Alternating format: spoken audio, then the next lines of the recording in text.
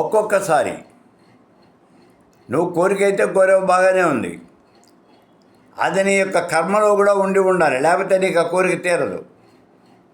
అది కూడా లెక్కేసుకోవాలి మనం. ఆ రోజున మృకండ మహర్షి ఆయన సత్యలోకానికి వెళ్ళాడు. ఆయనకి సంతానం లేదు.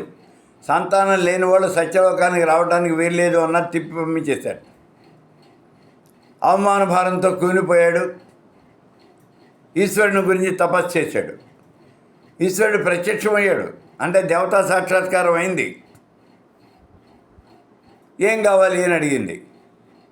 ఈశ్వరుడు అడిగాడు, నాకు సంతాన భాగ్యం కావాలి అన్నాడు.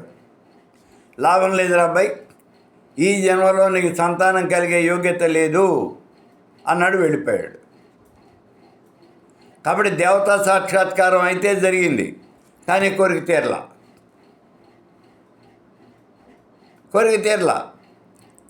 ఎందుకని అంటే నీ జాతకంలో, నీ యొక్క కర్మలో ఈ జన్మలో నీకు సంతానం కలిగే యోగ్యత లేదు అని చెప్పేసి వెళ్ళిపోయాడు.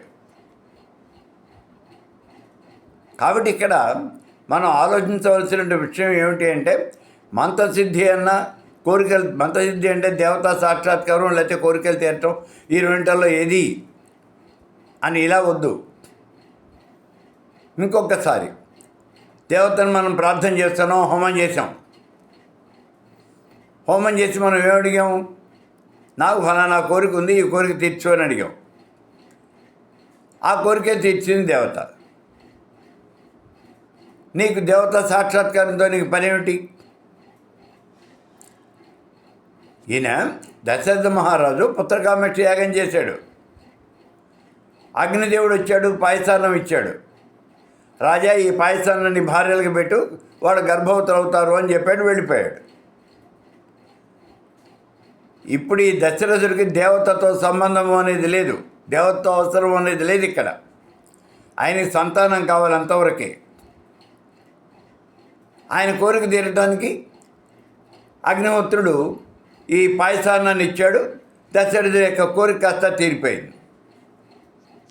ఇక్కడ దేవతా సాక్షాత్కారం అనేది దాంతో అవసరంలా. అలాగే మనం కూడా వ్రతాలు జపాలు ఏవో చేస్తూ ఉంటాం. నాకు ఇప్పుడు శని దశ నడుస్తుందండి, ఆ శని వదిలిపోతే చాలు అని మనం జపం చేస్తాం. దానివల్ల వచ్చేటువంటి పీడ అనేది నీకు వదిలిపోయింది, అయిపోయింది, నీ కోరిక తీరిపోయింది. అంతేగాని నీకు దేవతా సాక్షాత్కారంతో ఇక్కడ పని లేదు.